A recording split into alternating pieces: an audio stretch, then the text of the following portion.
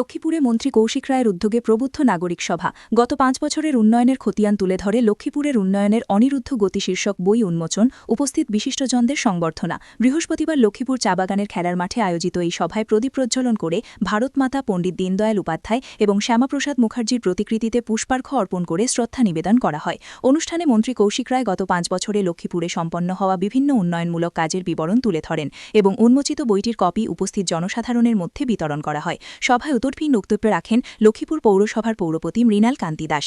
এছাড়াও বিভিন্ন শিক্ষাবিদ ও বিশিষ্ট ব্যক্তিরা বক্তব্য রাখেন এবং মন্ত্রী কৌশিক রায়ের উন্নয়নমূলক কর্মকাণ্ডের প্রশংসা করেন।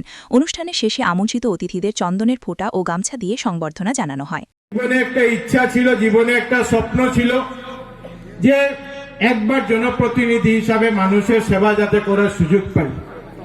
দীর্ঘদিন এটা জেনে চেষ্টা করেছি, দলের সংগঠনের কাজ করেছি, কিন্তু 2021 সালে ভারতীয় জনতা পার্টি নেতৃবৃন্দ আমার উপর বিশ্বাস রেখে দলের মনোনয়ন দেওয়া হয়। 2021 সালের নির্বাচনে প্রায় দলের কার্যকর্তা ছাড়া জনগণের কাছে এক অপরিচিত ব্যক্তিকে জনগণ এই এলাকার বিধায়ক হিসাবে নির্বাচিত করে।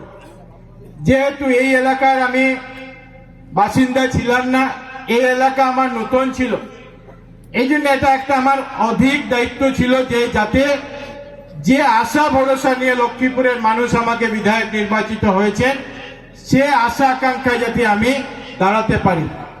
আমি বিগত 5 বছর চেষ্টা করেছি যে মানুষের সুখে দুঃখে মানুষের পাশে থেকে মানুষের যতটুকু উন্নয়ন করা যায়, মানুষের এলাকার যতটুকু উন্নয়ন করা যায় সেই কাজগুলি যাতে আমরা সম্পূর্ণ করতে পারি।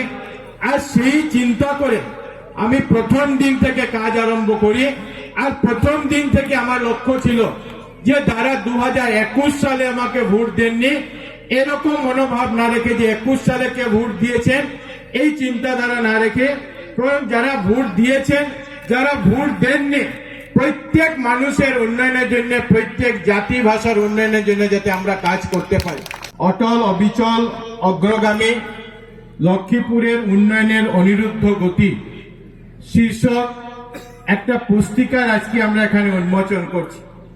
আর এই পুস্তিকা বিগত 5 বছরে লক্ষ্মীপুরের উন্নয়নের যে কাজ আমরা করেছি আপনাদের সবার সাহায্য সহযোগিতায় আশীর্বাদে সেই কাজগুলি একটা 5 বছরের কাজের খতিয়ান এই পুস্তিকার মাধ্যমে আমরা তুলে ধরার চেষ্টা করেছি।